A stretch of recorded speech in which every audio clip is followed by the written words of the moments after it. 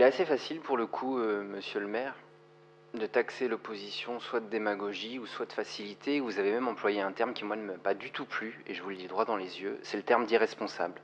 Je ne crois pas que ça soit en commission ou au sein de ce conseil que nous ayons un comportement irresponsable.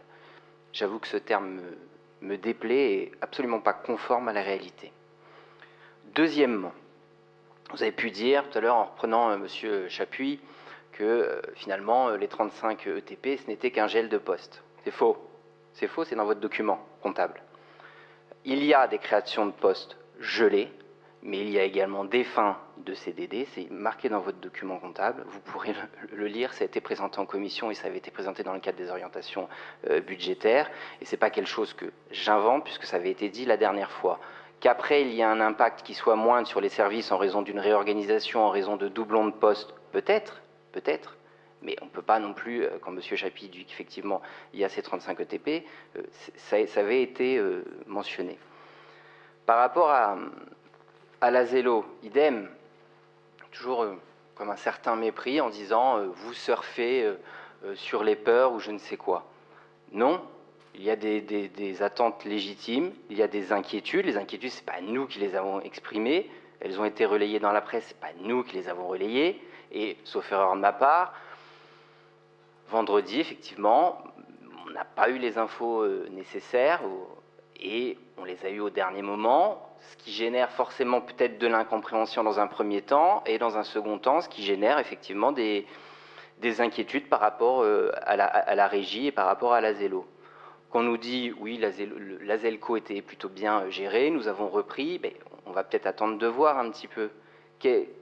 Là, vous nous dites ça aujourd'hui, dans quelques mois, s'il y a effectivement des sites qui sont regroupés, s'il y a des postes en moins, on le voit déjà en termes d'animation, il y a des inscriptions effectivement moindres. Alors vous avez des enfants qui sont inscrits, effectivement les enfants ne viennent pas après, il faut peut-être effectivement revoir certains modèles d'inscription, ou voir ce qui... c'est pas quel chiffre, on l'a évoqué, monsieur Chancerelle, vous le savez, il y a des gens qui sont inscrits qui ne viennent pas, ne dites pas le contraire.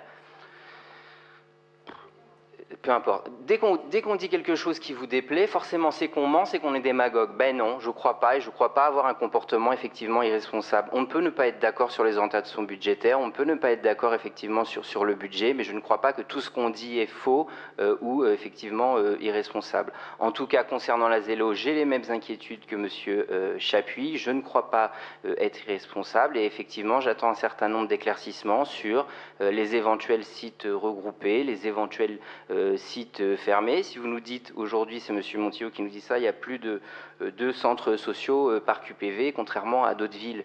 Mais je ne vais pas regarder si ailleurs on en a plus, et aujourd'hui, pourquoi on va se dire, dans certains quartiers, peut-être qu'on peut en mettre moins, peut-être, mais du coup, le service offert aux Orléanais sera moindre, et vous nous dites aujourd'hui qu'on préserve la politique de proximité, les services aux Orléanais.